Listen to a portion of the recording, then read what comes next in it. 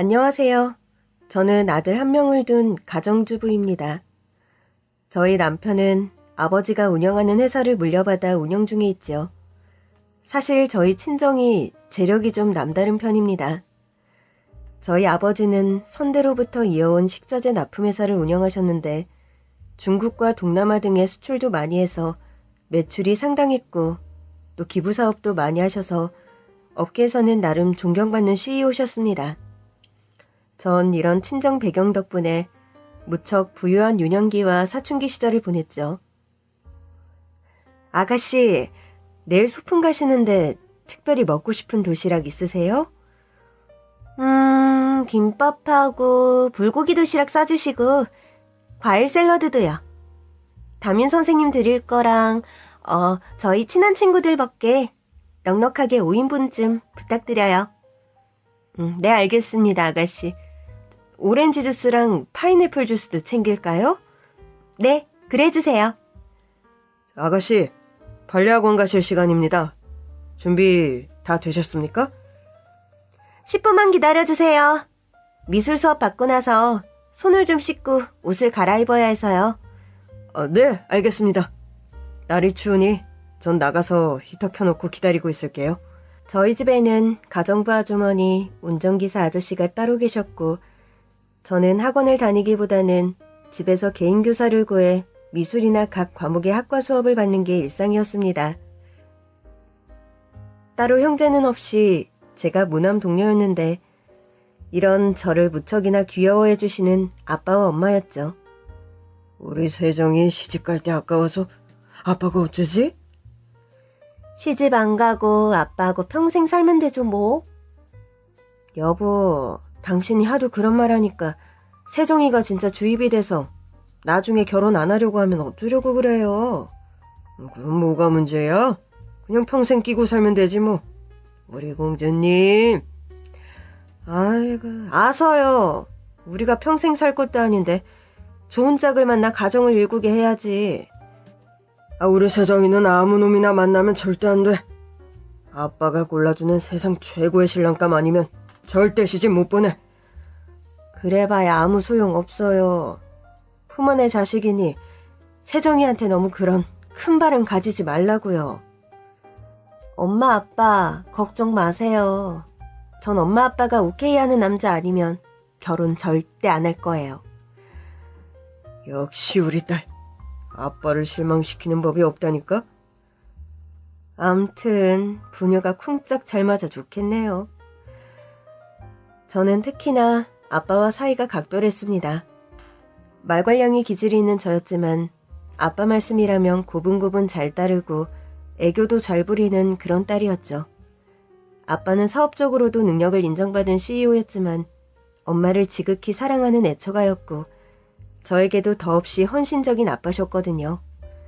이런 아빠와의 각별함 덕분인지 저는 커서 몇 번의 연애를 거치기는 했지만 결국 결혼은 아빠께서 점지해주는 남자와 하게 되었습니다. 세정아, 우리 회사 에이스인 녀석이 한 명 있는데 일로 보나 저로 보나 네 짝으로 딱인 남자 같다. 어때? 한번 만나볼 생각 있니?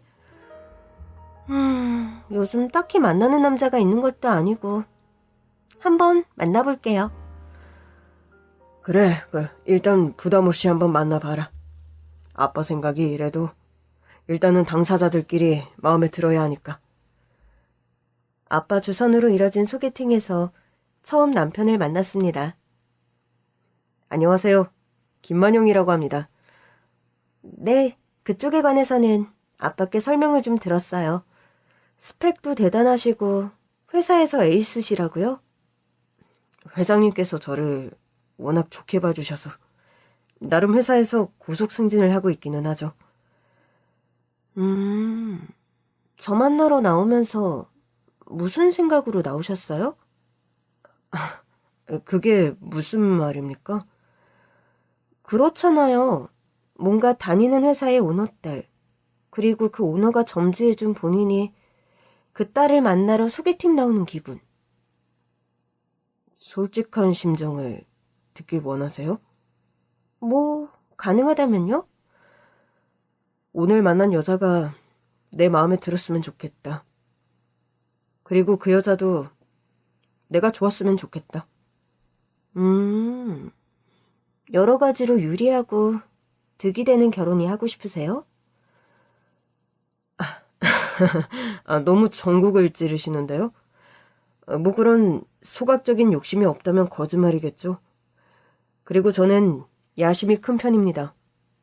일적으로도 그렇고 다른 여러 가지로도요. 만영 씨한테는 결혼이 야심의 도구인가요? 결혼이 야심의 도구가 된다면 더할 나위 없이 좋은 거 아닌가요? 평생 해로하고픈 사랑하는 여자가 배경까지 좋아서 내가 하는 일을 승승장구하게 해준다면요. 평생 해로하고픈 사랑하는 여자가 아니면 그럼 결혼 안 하실 건가요? 당연한 거 아닙니까? 제가 성공에 목마른 개천용이긴 합니다만 성공 때문에 좋지도 않은 여자와 매일 고문 같은 일상을 보낼 만큼 어리석진 않아요. 죄송했어요. 너무 신문하듯 그런 질문들을 드려서. 상관없습니다. 되려 세정씨의 그런 솔직함이 전 마음에 드네요. 사실 처음 남편을 만나러 나갔을 때 저는 큰 기대 따위는 없었습니다. 제가 아무리 파파거리라지만 결혼까지 아빠께서 점지해주는 남자와 하고 싶은 생각은 없었거든요. 물론 어린 시절에 저는 철 모르고 무조건 아빠가 정해주는 남자와 결혼하겠다 호언장담하곤 했었지만 머리가 굵어서까지 그런 어리석은 생각을 할 정도의 파파걸은 아니었습니다. 하지만 남편은 여러 번 만날수록 괜찮은 사람이라는 생각이 드는 남자였습니다. 잘생기고 훤칠한 외모에다 어디 내놔도 꿀리지 않는 화려한 스펙. 언변도 훌륭해서 같이 대화하다 보면 시간 가는 줄 모를 정도였죠. 전 첫 만남에서의 도도함과는 달리 제가 먼저 되려 남편에게 마음을 뺏겼습니다. 만영 씨는 다른 건 성격이 급한데 중요한 일에선 꼭 뜸을 들이네요? 그게 무슨 말입니까? 우리 사귄 지 벌써 반년이 넘어가는데 이 정도면 정략 결혼 염두에 두고 만난 소개팅 커플치곤 진도가 너무 느린 것 아닌가요? 안 그래도 오늘 세정씨한테 줄 것이 있었어요. 그렇게 말하면서 품 안에서 결혼 반지를 꺼내드는 남편이었죠. 사실 어디 분위기 좋은 데 가서 짠하고 주려고 했는데 세정씨 좋아하는 레스토랑까지 다 예약을 해놨는데 일단 청혼부터 하고 저녁 식사하러 가요. 반지 너무 비싼 거 아니에요? 아니라고 하기엔 거짓말이 들통날 것 같고 사실 제 반년치 월급을 쏟아부었어요. 이 반지. 아니, 왜 이렇게 비싼 걸 샀어요? 세정씨는 부족한 거 모르고 자란 사람이라 이런 선물 공세가 별 감흥 없을 수도 있지만 사랑하는 여자에게 청혼하면서 뭔가 제가 줄 수 있는 최선치의 최고의 선물 그런 걸 나도 하고 싶었으니까요. 남편이 아무리 회사에 일쓰라 해도 그는 가정 형편이 어려웠고 노모와 여동생의 학비까지 전담하는 상황이었죠. 그런 형편의 남편이 제게 너무 값비싼 반지로 청혼을 한다는 사실이 고마우면서도 미안했습니다. 고마워요, 만영씨. 당신하고 빨리 결혼하고 싶어서 아까 그런 말을 꺼낸 건데 이런 과분한 반지까지 준비했을 줄은 미처 몰랐네요. 마음 같아선 더 일찍 세정씨에게 청혼하고 싶었어요. 그런데 제가 여러 가지로 나름 준비하는 시간이 필요하다 보니까 이렇게 시간이 딜레이 되었네요. 미안해요. 아니에요. 나한테 그런 말 할 필요 없어요. 다그치는 소리한 내가 되려 더 미안해지네요. 남편의 청혼 후 저희 부부는 속전속결로 결혼식을 올렸습니다. 우리 세정이가 어려서부터 아빠가 점지해주는 남자와 결혼하겠다 그리 장담을 하더니 약속을 지켰구나.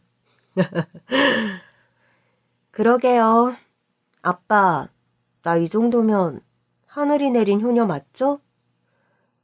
네가 진짜 효녀가 되려면 김서방하고 백년해로 해야지. 행복하게. 그럼 진짜 효녀는 행복하게 잘 사는 모습 보여주는 거. 그게 진짜 효녀다. 알겠니, 세정아? 저 알아들었나, 김서방? 네, 장인어른 장모님. 걱정시켜 드리는 일 없이 저희 두 사람 잘 살겠습니다. 엄마, 아빠, 걱정 마세요. 궁합도 보러 다녀왔는데 저희 두 사람 완전 찰떡궁합이래요. 저희 결혼의 스타트는 순조롭고 행복하기 짝이 없었습니다. 결혼하며 부딪히는 집안의 사소한 반대 하나 없었고 경제적으로도 풍족한 지원을 받아 남들이 보기에 부족한 것 하나 없어 보이는 완벽한 결혼이었죠. 남편은 일 욕심이 많은 사람답게 워커홀릭이긴 했지만 결혼해서도 저에게 충실하고 다감한 남편이었습니다. 여보, 이번 주말엔 1박 2일로 강릉이라도 다녀오자. 당신 이번 주에 일이 많았는데 주말에는 쉬어야 하지 않겠어? 내가 요즘 너무 바빠서 당신하고 오붓하게 저녁 식사한 지도 너무 오래돼서 미안해서 그러지. 자기 강릉 좋아하잖아. 저번에 갔던 숙소서 1박하고 맛있는 것도 먹고 오자. 나야 강릉 여행이라면 언제나 오케이지. 바쁜 와중에도 저와의 시간을 보내는데 열심인 남편이었는데 이런 남편의 태도가 최근 들어 조금씩 변화를 보이기 시작했습니다. 정확히 말하면 저희 친정아버지 사후 조금씩 태도가 돌변하는 남편이었죠. 저희 친정아버지께서 2년 전 회사에서 갑자기 뇌출혈로 명을 달리하시고 말았어요. 사모님, 아가씨, 큰일 났습니다. 회장님께서 쓰러지셔서 지금 응급실인데 당장 병원으로 가셔야 합니다. 저와 엄마는 버선발로 병원으로 달려갔고 병원 중환자실에서 저희 모녀를 맞은 것은 아빠의 싸늘한 시신이었습니다. 여보, 이게 대체 어떻게 된 일이에요? 당신 마누라랑 당신 금쪽 같은 딸 세정이가 왔잖아. 제발 정신 좀 차려봐요. 네? 아빠, 제발 눈 좀 떠보세요. 아빠 뱃속의 손주 그렇게 보고 싶다고 하시고선 이렇게 돌아가시면 어떡해요? 아빠가 돌아가실 즈음 저는 임신 8개월의 몸이었고 얼마 안 있을 손주의 탄생에 저보다 설레어하고 기대가 큰 아빠셨는데 그렇게 어느 날 갑자기 명을 달리하시고 만 겁니다. 황망하고 슬픈 와중에 아빠의 장례 절차는 끝났고 얼마 안 있어 저는 건강한 아들을 출산했습니다. 세정아, 네가 떡두꺼비 같은 아들을 낳았다. 고생 많았어. 여보, 정말 고생 많았어. 아유, 내 손주. 우리 손주가 돌아가신 할아버지를 쏙 빼닮았구나. 아기가 정말 아빠를 많이 닮았네요. 아까 할아버지가 널 보셨다면 얼마나 기뻐하셨을까? 저는 아들을 낳고 나서 하늘에 계신 아빠가 더 사무치게 그리웠습니다. 아빠가 돌아가시고 얼마 되지 않아 아기를 낳은 데다 생전에 아빠는 손주의 탄생을 누구보다 목 놓아 기다리던 분이셨거든요. 게다가 저희 아들은 어찌 된 건지 아빠보다도 외할아버지의 외모를 훨씬 많이 닮아 있었죠. 아빠의 사후의 남편은 회사의 실질적인 오너가 되었습니다. 직함은 상무였지만 얼마 안 있어 그가 기업의 회장이 될 거라는데 대부분 이견이 없었죠. 그런데 그 즈음부터였던 것 같아요. 남편의 태도가 조금씩 변하기 시작한 것은. 당신 오늘도 늦어? 미안해 여보. 오늘 집에 못 들어갈 것 같네. 아니, 외박이 요즘 왜 이렇게 잦아? 당신이 말단 사원도 아닌데 밤을 샐 일이 뭐가 그렇게 많다고. 말단 사원만 밤을 새우라는 법이 있어? 아버님 돌아가시고 승계구대에 관해 이 말 저 말 나오는데 이럴수록 내 업무 성과를 어필해야 할 거 아니야? 당신 말이 틀린 건 아닌데 안 하던 외박을 요즘 너무 밥 먹듯이 하니까 그렇지. 자기가 요즘 석준이 키우느라 고생 많은 건 아는데 그래도 당신은 다른 여자들처럼 독박 육아도 아니고 시타 아주머니도 계시고 어머님도 오셔서 자주 도와주잖아. 그거야 맞지만 어디 나는 뭐 하나도 안 하고 아기 키워? 모유 수유하느라 2시간마다 한 번씩 아기 안고 30분 넘게 같은 자세로 앉아있고 아기가 내 품 아니면 잠도 안 들어서 나 요즘 밤에 잠도 거의 못 자. 거기다 아빠 품을 전혀 모르는 아기로 크는데 당신은 안 미안해? 그거는 내가 많이 미안해 여보. 그래도 어쩌겠어. 아버님 갑자기 돌아가신 마당에 내가 회사에서 입지를 단단히 해야 하는 시점인데 당신이 좀 이해해 주라. 남편의 사정도 수긍은 가는 바였기에 저는 남편의 잦아진 외박과 해외 출장, 회식 등에 관해 최대한 많이 이해하려고 노력했습니다. 갑자기 외박이랑 출장이 잦아졌다고? 아빠 돌아가시고 회사 사정 돌아가는 상황 생각하면 이해 못할 바도 아닌데 기분이 좀... 우리 석준이도 한창 손 많이 가는 때인데 아빠 품을 너무 모르고 크는 것 같기도 하고 말이야. 외박이 잦아진다는 건 아무리 그래도 찜찜하다 얘. 너 가끔 남편 품 검사는 하니? 품 검사? 넌 그런 거라고 살아 평소에? 우리 남편 폰 솔직히 가끔 보지. 뭐 남편이나 나나 서로 비번을 아니까 큰 의미는 없지만 그래도 남자란 항상 긴장의 끈을 놓치면 딴 생각하는 족속이잖니. 그래도 휴대폰은 개인 사생활인데 아무리 남편이라도 그건 좀... 매번 검사하라는 게 아니라 네가 이상한 기분이 든다고 하니까 하는 소리야. 여자의 직감처럼 동물적인 촉이 어딨니? 바람 그거 초장에 잡아야지. 물 엎질러진 다음엔 주워 담을 수도 없잖아. 친구의 말을 듣고 보니 더 불길한 예감만 잔뜩 드는 게 사실이었죠. 어느 날 오랜만에 일찍 집에 들어온 남편이 잠에 들고 나서 전 남편의 폰을 열어보았습니다. 남편은 엄지손가락 지문으로 폰을 걸어두곤 했는데 잠든 그의 손가락으로 슬쩍 터치해서 폰을 열어봤던 거죠. 그런데 남편의 대화 내용이나 통화 기록엔 수상한 점이 전혀 없었어요. 전 역시나 괜히 일에 바쁜 남편을 의심했구나 혼자 자책하며 안심하고 있었는데 남편의 분류는 전혀 예상하지 못한 곳에서 밝혀졌습니다. 사모님, 사장님 코트를 세탁소에 맡기려는데 코트 안에서 휴대폰이 나왔네요. 사장님이 깜빡 잊고 코트 안에 폰을 두고 출근하신 것 같아요. 이게 그 사람 안주머니에서 나온 폰이라고요? 네. 간만에 약주를 좀 많이 하고 오셨는데 폰을 안주머니에 둔 것을 잊어버리신 모양입니다. 그러네요. 폰은 주세요. 김 기사님 시켜서 회사에 전해드리라 해야겠네요.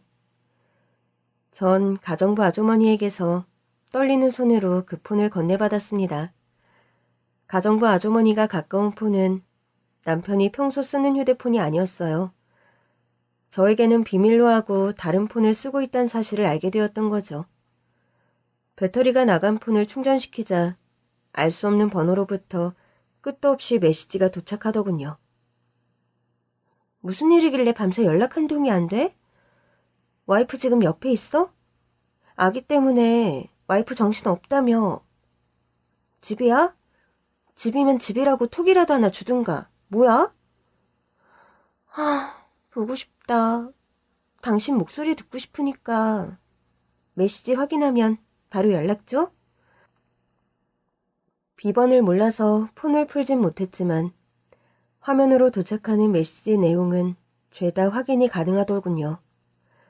치밀어 오르는 분노와 배신감에 정신을 차릴 수 없었습니다. 엄마, 아무래도 김서방이 바람을 피는 것 같아요. 아니, 뭐라고? 아니, 회장님 돌아가신 지 얼마나 되었다고 이런 고얀 녀석을 봤나? 그런데 너 확실한 거야? 네 눈으로 본 거냔 말이다. 직접 본 건 아니지만 나 몰래 다른 폰을 쓰고 있더라고요. 상간녀랑 연락하는 용으로. 어이가 없어서 정말. 일단 아는 체 하지 말고 두고 보도록 하자. 네 속이 말이 아니긴 하겠지만 지나가는 바람일 수도 있잖니.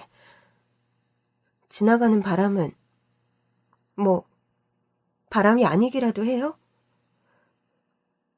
저는 속상한 마음을 주체할 수가 없어서 매일 뜬 눈으로 밤을 새우다 보니 불면증이 생길 지경이었습니다.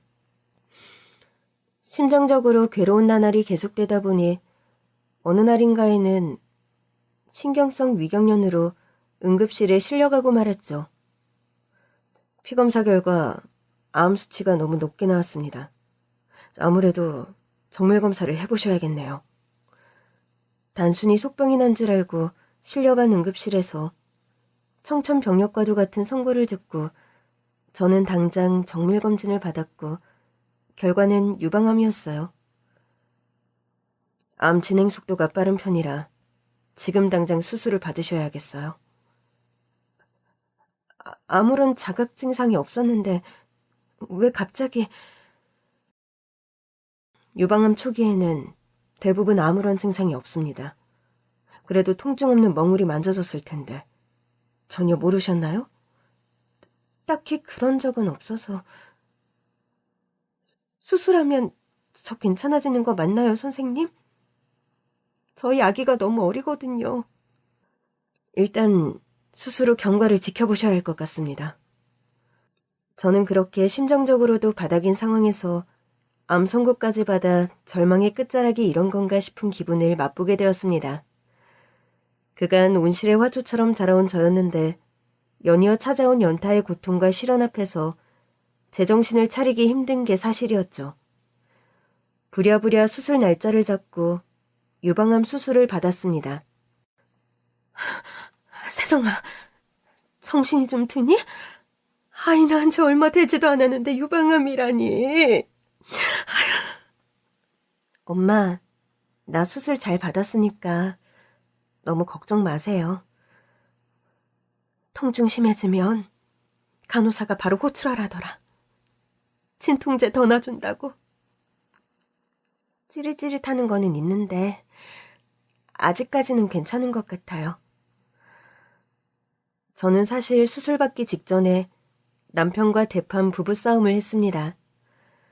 사실 제가요, 성격이 뭔가 마음속에 감추고 있는 걸 잘 못 참아하는 성미입니다. 남편이 외도를 하고 있다는 걸 알면서 그걸 모른 척하고 지내오다 결국 폭발하고 말았던 거죠. 나 내일 수술하러 병원 입원해. 뭐 그래? 다음 주에 입원한다는 걸로 알았는데. 당신 남편 맞니? 어떻게 와이프 입원하는 날짜를 헷갈릴 수가 있어? 아니, 일이 바쁘다 보니까 잠깐 헷갈릴 수도 있는 거지. 뭘 그걸 가지고 그리 흥분을 하니? 헷갈릴 게 따로 있지. 남도 당신보다는 낫겠다. 암 선고받고 수술 들어가는 와이프 입원 날짜 헷갈리는 남편이 세상 천재 어딨어? 당신 정말 요즘 매사 짜증이 왜 그러니? 석준이 낳고 뒤늦게 산후 우울증이라도 온 거야? 생사람 잡지 마. 내 정신건강은 지극히 문제 없으니까. 아니다. 생각해보니 온전할 수가 없는 정신상태가 맞긴 하네. 그건 또 무슨 소리니? 왜 나 몰래 대포폰 쓰니? 내가 정말 등신처럼 있으니까 아무것도 모르는 바보 천치 같니? 대포폰이라니? 그건 또 뭔 말이야? 참다. 폭발 직전 한계치까지 왔으니까 더 이상 우리 반 내밀 생각 같은 거 하지도 마. 폰까지 따로 만들 정도로 만나고 다니는 여자가 대체 누구야? 당신, 그럼 그간 다 알고 있었어? 그러면서 맑은 얼굴로 모른 척하면서 날 관찰한 거야? 그래? 지금 그거 가지고 따지자는 거니? 그게 중요해? 전 그날 남편이 늘 그 대포폰을 숨겨놓는 서재 책상의 아랫서랍을 막무가내로 열었고 대포폰을 발로 밟아 부숴버렸습니다. 눈 가리고 아웅하는 거 나도 여기까지야. 다 때려 엎고 당신 망신 주고 이혼하려다가 우리 어린 준석이 생각해서 내가 겨우 마음 돌린 거니까 나 수술 받고 돌아올 때까지 그 여자 정리해. 당신 외도 눈 감아주는 거 이번이 마지막이야. 나도. 전 그렇게 소리 지르고 남편에게 선전포고를 했습니다. 그런 상태로 유방암 수술대에 올랐고 엄마의 간호를 받으며 하루하루 겨우 몸과 마음을 추스르던 어느 날이었어요. 엄마, 나 수술 전에 석준 아빠랑 대판 싸운 얘기 했죠? 너 수술 받고 퇴원할 때까지 정리하겠다고 약속했다며? 약속은 무슨. 내가 그런 얘기 했는데도 미안하다는 말 한마디 없이 썩은 얼굴로 아무 말도 안 하던데요? 지도 낯짝 둘 데가 없으니 그런 거 아니겠니? 기다려봐라. 지가 별 수 있어? 정리하고 너와 아기 품으로 돌아올 게다. 글쎄, 엄마, 난 예감이 영 안 좋아요. 요즘 꿈자리도 엄청 뒤숭숭하고요. 그리고 엄마 말처럼 그럴 마음이 있는 사람이 내가 이렇게 수술받고 누워있는데 병문안 한번 안 오겠어요? 세정아, 네가 지금 속이 아니고 문드러지기 일부 직전이겠다만 세상에 별 남자 없다. 이놈이 아니다 싶어 다른 놈 고르면 더 기야말 짓거리하는 게 남자란 동물이다. 바람이란 지나가는 것이어서 바람이다. 이 힘든 시기를 조금만 현명하게 견뎌보자. 응? 전 엄마의 위로와 정말 다름 아닌 어린 제 아들을 생각해서 하루하루 피를 토하는 심정으로 겨우 인내하며 병원 생활을 하고 있었습니다. 그러던 어느 날, 그날은 마침 엄마가 급한 볼일이 생겨 잠시 외출을 나가신 날이었어요. 저는 따로 간병인을 둔 상황은 아니었기에 혼자서 병실 안에서 책을 보며 안정을 취하고 있었습니다. 똑똑.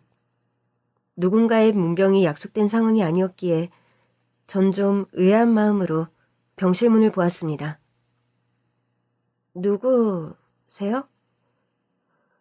저의 물음에 대답도 없이 1인실 병실 문이 벌컥 열리더니 남편과 처음 보는 낯선 여자가 병실 안으로 뚜벅뚜벅 걸어 들어오는 겁니다. 아니, 당신이 여긴 어쩐 일로... 그리고 처음 보는 저 여자 대체 누구야? 안녕하세요. 최영신이라고 합니다. 저 그쪽 남편이 요즘 만나는 여자예요. 뭐라고? 내 남편을 만나는 여자? 당신 미쳤어? 여기가 어디라고 지금 저 여자를 데리고 낯짝 두껍게 찾아올 수가 있어? 일을 이렇게까지 만들려던 건 아닌데 나도 그 부분은 미안하다. 그런데 당신, 내가 이 여자 만나는 거 이미 다 알고 있었잖아. 알면서도 입 꾹 다물고 지낸 당신이 난 이제 무섭다. 무서워? 아, 그게 무서워서 나랑 못 살겠니? 지금 그 말하려고 전연 데리고 여길 왔어? 어이가 없어서 정말. 내가 너랑 살기 싫은 이유가 비단 그거 하나겠니? 우리가 헤어져야 하는 이유, 그거 셀 수 없이 차고도 넘친다? 당신만 모를 뿐이야. 차고도 넘치는 이유 중에 그래, 지금 당장 생각나는 가장 큰 이유나 하나 말해봐. 내가 납득가게. 이 뻔뻔하고 파렴치한 인간아. 가슴 한 짝 없는 여자랑 살고 싶지 않아? 뭐라고? 당신 지금 뭐라고 했니? 전 너무 충격을 받아서 순간 말문이 막히고 말았습니다. 내가 정말 이런 말까지 해야겠어? 다른 사람 사랑하게 된 게 죄는 아니잖아. 당신이 나를 조금만 이해해줬더라면. 그때였어요. 병실 문이 벌컥 열리며 병원장 명찰을 단 의사 한 명이 병실 안으로 잽싸게 들어왔습니다. 그리고 돌연 남편과 상간녀 앞으로 가더니 두 년놈의 싸대기를 짝 소리나게 연타로 갈기는 겁니다. 저는 너무나 경악스러운 상황에 정신을 차리기 힘들 지경이었어요. 그 순간 외출하셨던 친정엄마까지 병실 안으로 들어오셨고요. 문 밖에서 듣다가 정말 도저히 더는 못 들어주겠어서 내가 이것들 따귀 날렸다. 세정아, 많이 놀랐니? 전 제 이름을 친근하게 부르는 그 병원장의 얼굴을 뚫어지게 바라보았습니다. 그리고 비로소 그 병원장이 누구인지 기억해낼 수 있었죠. 민준 오빠. 아니, 오빠가 여길 어떻게... 세정아, 너 민준 오빠 기억하니? 나도 민준이가 이 병원 병원장인 거 오늘 아침에 알았다. 사모님, 안녕하세요. 인사가 늦어 죄송합니다. 쓰레기 같은 인사들 뒤치다꺼리 하느라 지금 세정이가 좀 놀랐을 거예요. 엄마는 바로 상황 파악을 하셨고 상간녀의 머리 끄댕이를 잡으셨습니다. 내 인연, 너 감히 여기가 어디라고 발길을 해? 하늘이 무섭지도 않니? 천벌 받을 년. 장모님, 그 손 놓으십시오. 지금 명백한 폭행 행사하시는 겁니다. 남편은 우악스럽게 저희 엄마를 말리려 했고 그런 남편을 뒤에서 더 강력한 포스로 제압하는 민준 오빠였죠. 지금 어디 손을 대는 거야? 바람핀 주제에 상간녀 머리채 좀 잡았기로써니 감히 나이 든 장모 팔을 그런 식으로 잡아 비틀어? 이 손 당장 놓지 못해? 못 논다면 어쩔래? 지가 대체 뭔데 남의 가정사에 이래라 저래라야? 나? 세정이 숨겨진 오빠다. 됐냐? 사모님 몸에서 손 안 떼면 너 이 자식 존속폭행죄로 깜빵 쳐넣을 테니까 당장 그 손 놓지 못해? 병실 안이 쩌렁쩌렁 울릴 정도의 날카롭고 무서운 목소리로 민준 오빠는 경고했고 그 서슬에 남편 놈은 스르르 엄마를 잡았던 손을 놓더군요. 더 험한 꼴 보기 싫다. 당신들 둘 다 꺼져버려. 앞으로 두 번 다시 보기 싫은 면상들이니 다신 내 눈앞에 나타나지 마. 남편과 상간녀는 대충 흐트러진 옷가지를 추스르고 주섬주섬 도망치듯 병실 안을 나가더군요. 그 꼬락서니가 어찌나 가증스럽고 우습던지 저는 쓴웃음이 나올 지경이었어요. 막장 같은 봉변을 당한 저를 구해준 병원장의 정체가 궁금하시다고요? 네, 저도 병실 안에 뛰어들어온 병원장, 민준 오빠를 보고 깜짝 놀라긴 마찬가지였습니다. 민준 오빠가 누구냐면요. 옛날에 우리 동네에 살던 친한 동네 오빠이자 저의 과외 선생님이었던 사람이기도 하죠. 사모님, 정말 오랜만입니다. 세정이 너도. 오늘 아침 로비에서 널 만나기 전까지 네가 여기 병원장이라는 사실도 몰랐구나. 제가 세정이가 수술받고 얼마 안 있어 이곳 병원장으로 일하게 되어서 아마 그러셨을 거예요. 내가 여기 입원한 건 어떻게 알았어요? 새로 일하게 된 곳이라 병원 이곳저곳 지리 익히려고 점심시간에 병원을 돌아다니는데 네 이름 적힌 병실 보고 혹시나 했는데 네가 맞더라고. 그런데 병실 안에서 정말 괘씸하게 짝이 없는 일이 벌어지는 걸 본 거고. 아휴, 나도 없이 세정이가 혼자 그런 일을 당했으면 어쩔 뻔했어. 고맙다, 민준아. 민준 오빠는 과거에 동네에서 알아주는 수재였습니다. 그런데 집이 찢어지게 가난했고 민준 오빠의 여동생은 저와 또 조무래기 친구라 저의 학교 공부를 도와주는 과외 선생님으로 민준 오빠가 오래 일을 했었죠. 아빠, 민영이 오빠가 공부를 엄청 잘한다고 하는데 이번에 새로 뽑는 과외 선생님 민영이 오빠로 하면 안 돼요? 여보, 듣자 하니까 그 집 아들이 편모스라 해서 어렵게 자라다 보니까 집에 돈은 없는데 머리가 그렇게 비상하고 열심히 공부해서 전교 1등을 놓치지 않는다네요. 공부하느라 바쁜 고등학생이 과외할 잠이 있을까? 주말에만 잠깐 봐주는 건 하지 않을까요? 사는 게 너무 어려운 집이라 과외로 용돈벌이라도 하고 싶어 할 것 같은데. 그렇게 시작된 민준 오빠와의 인연이었습니다. 사실 저는 민준 오빠의 여동생 민영이와 어려서부터 아주 친했고 민영이네가 가난하게 사는 것을 보고 일부러 더 그 오빠에게 과외 수업을 받으려고 한 부분도 있었죠. 독후감을 쓸 때는 줄거리를 일단 정리해보고 주인공에 관해서 곰곰이 생각해봐. 나라면 이랬을 텐데 저랬을 텐데. 너와 주인공의 생각의 차이나 성격 차이를 독후감에 적어도 좋고. 아, 그렇게 하니까 독후감에 막 쓸 말이 생기네요, 오빠. 수업할 때는 오빠라고 하지 말고 선생님이라고 하라니까. 네, 알겠습니다, 선생님. 차분하고 알아듣기 쉽게 공부를 잘 가르쳐주는 민준 오빠였고 저는 오빠 덕분에 성적도 많이 올랐죠.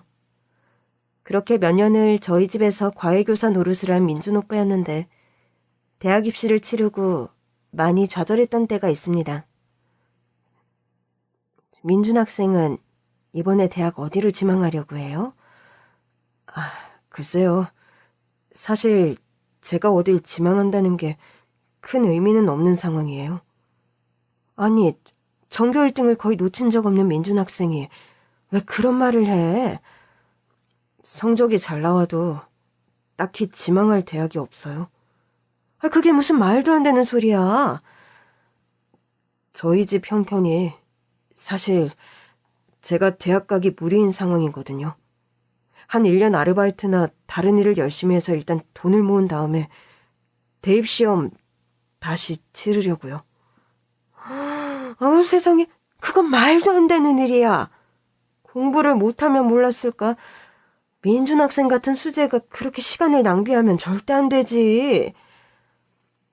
엄마는 제 일처럼 노발대발하셨고 아빠와 상의 끝에 민준 오빠의 의대 등록금 전액을 지원해 주시기로 약속을 하셨던 겁니다. 민준 학생, 이번에 땡땡대학교 의예과에 합격했다면서? 네. 그럼 다른 생각하지 말고 대학 등록금 내고 앞으로 열심히 공부할 생각해요. 우리가 장학금 차원에서 민준 학생 학비 전액 지원하기로 했으니까. 아니지, 사장님. 그간 저에게 과외교사하며 주신 월급도 다른 곳보다 훨씬 많은 돈을 주셨는데 이렇게까지. 민준 학생 덕분에 우리 세정이가 공부에 취미를 붙여서 성적도 많이 올랐잖아요. 그 성과급이라고 생각해. 부담 갖지 말고 도움 줄 때 받아요. 민준 학생 같은 수재가 돈 버느라 대학 가는 시기 놓치는 거, 그건 진짜 국가적인 손해야. 사장님, 사모님, 정말 감사합니다. 저 죽을 때까지 이 은혜 절대로 잊지 않겠습니다.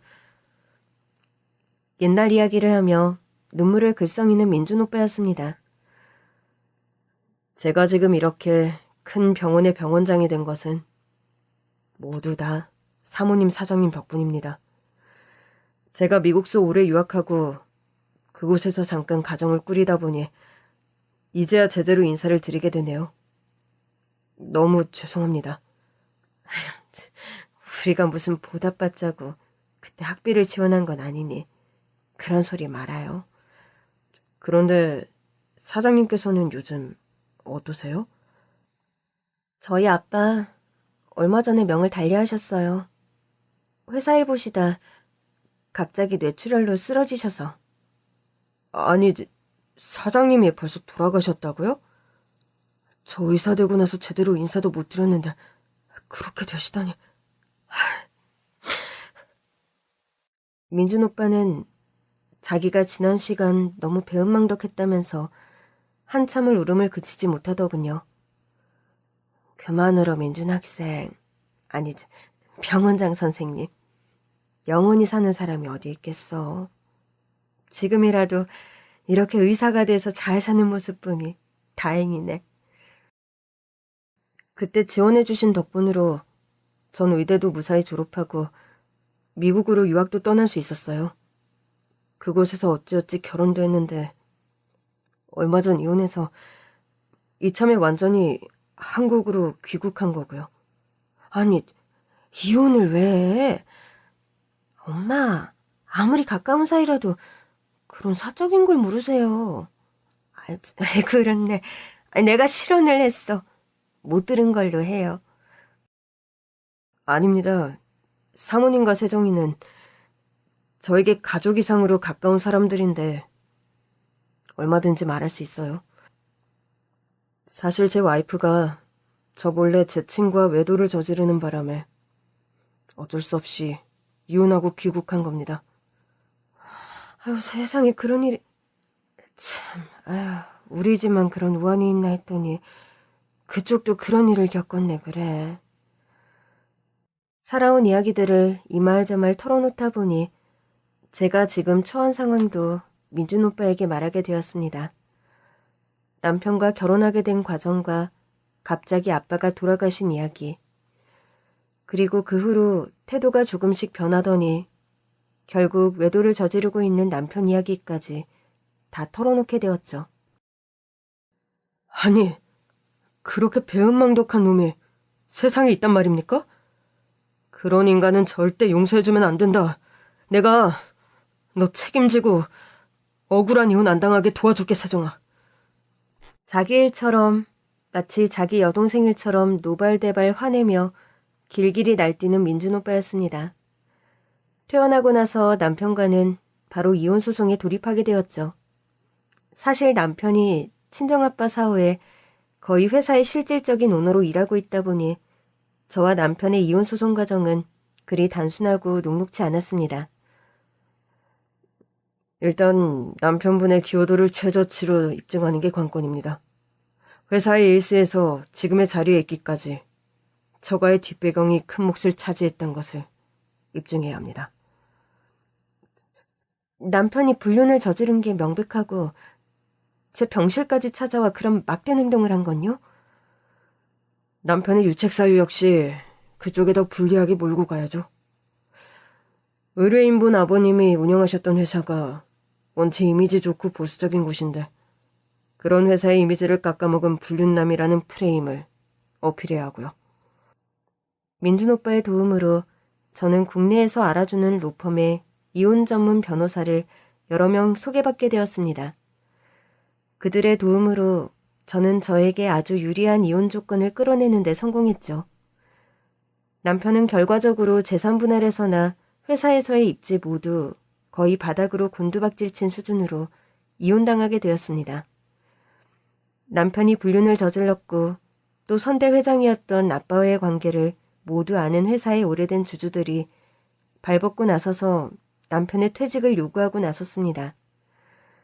그분들은 회사의 시조자 같은 주주들로 돌아가신 아빠와 회사를 같이 일군 개국공신 같은 분들이었기에 남편에 대한 배신감과 비호감이 무척 컸죠.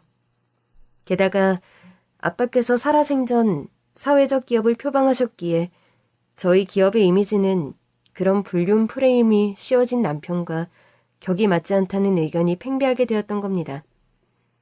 그렇게 회장님의 은혜도 모르고 지가 잘나 높은 자리에 오른 줄 아는 사람은 우리 회사에서 쫓아내야 마땅합니다. 선대 회장님과 우리가 어떻게 일군 회사인데 저런 파렴치한 누나에게 우리 회사를 맡길 수 없어요. 기업 이미지 좋기로 유명한 우리 회사입니다. 기업 이념은 사회정의 부르짖으면서 저런 상간남을 회사 오너로 두는 건 말이 안 되죠. 그렇게 남편은 회사에서도 불명예 퇴직을 당하고 업계에서도 거의 손절 상태에 이르는 상황에 직면했습니다. 여보, 제발 우리 살던 아파트라도 나 주면 안 돼? 법원에서 판결 난 대로 난 정리할 뿐이야. 판사가 직접 말했어. 당신은 이 집에 권리가 없다고. 내가 알거지가 되길 바라는 거야?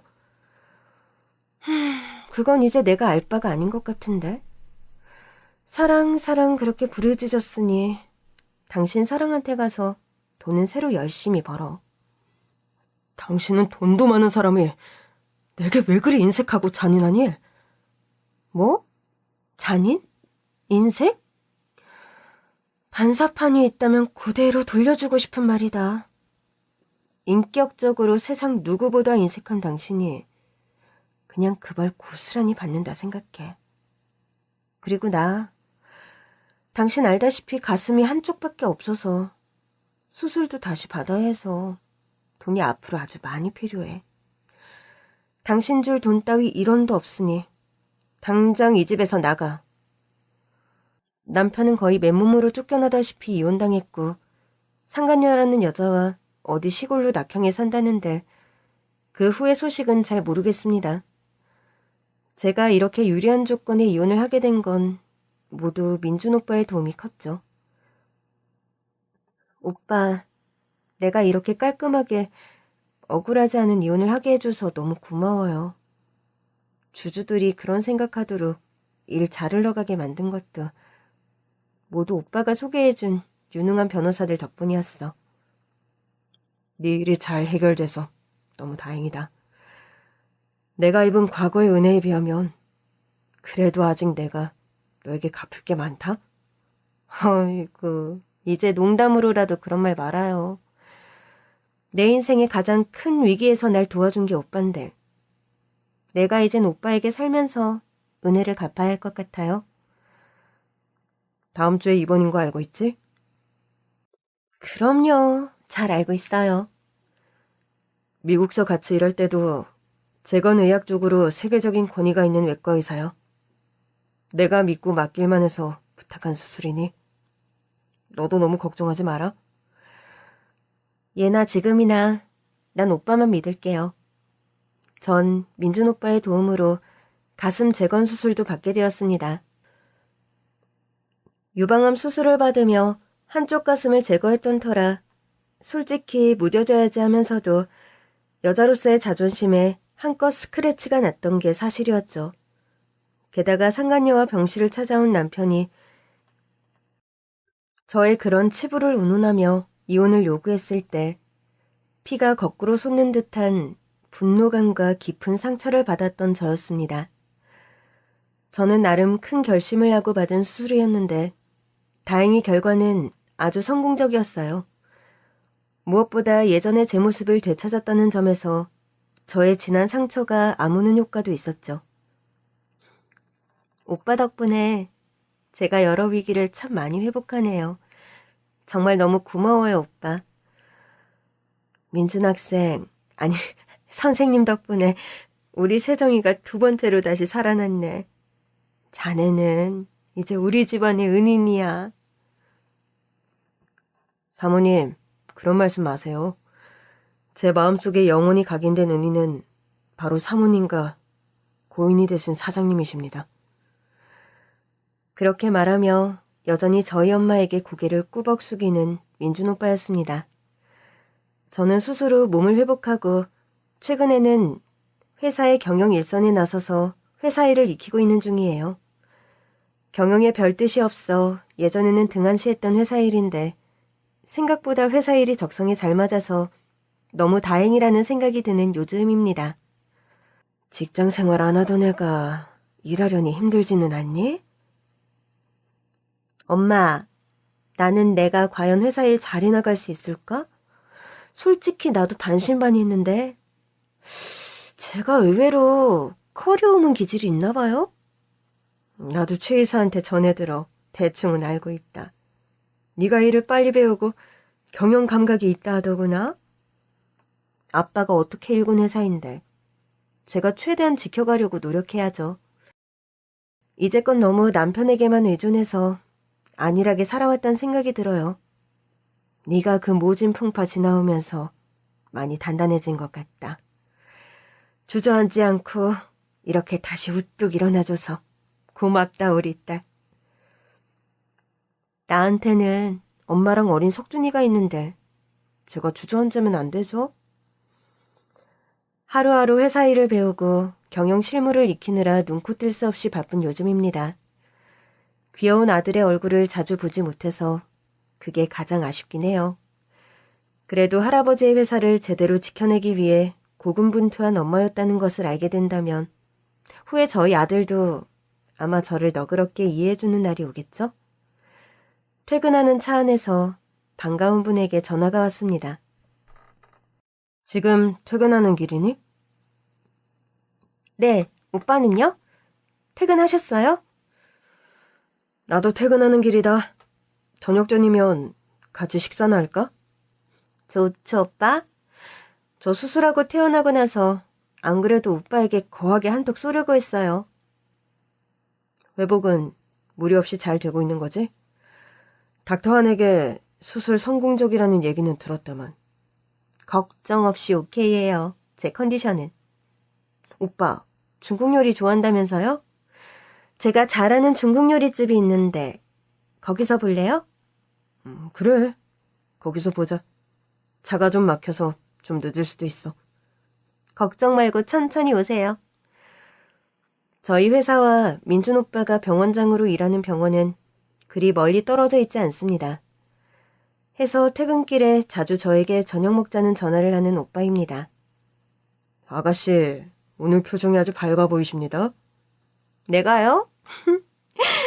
김 기사님은 별명이 반무당이시니 내가 기분 좋은 게 맞겠죠? 운전기사 아저씨는 제가 어렸을 적부터 저희 집의 운전을 도맡아 주시는 분으로 저희 가족과 거의 30년 넘는 인연을 이어오고 있는 분입니다. 진작부터 최 박사님을 만나셨다면 좋았을 것을요? 네? 아니 뭐 여러 가지로요. 제가 너무 주제 벗어지는 참견을 해드렸나요? 아니에요. 아저씨 눈에 그리 보이실 수도 있는 거죠 뭐. 그렇다고 오빠와 무슨 사이라는 건 아니에요. 뭐 한 채 앞을 모르는 게 사람 인생사니까요. 자가 정체라 좀 우회해서 운전하겠습니다. 네, 편할 대로 하세요. 수많은 우여곡절 끝 일하는 워킹맘이 된 제 자신이 가끔 낯설게 느껴지는 때가 있습니다. 퇴근길에 혼잡한 거리에서 자동차 안 차창에 비친 제 얼굴을 가만히 보는데 문득 오랜만에 조금 행복해 보인다는 느낌이 드는 표정이더군요. 김 기사 아저씨가 왜 그런 말씀을 하셨는지 저도 짐작이 갔어요. 아주 오랜만에 마음 편하고 조금은 설레이기도 하는 저녁 식사를 하러 가는 길이란 생각이 들더군요. 여러분의 하루도 부디 평안하고 거기에 더해 약간의 설레임이 깃든 저녁을 맞으시길 기원해봅니다. 긴 얘기 들어주셔서 정말 감사합니다.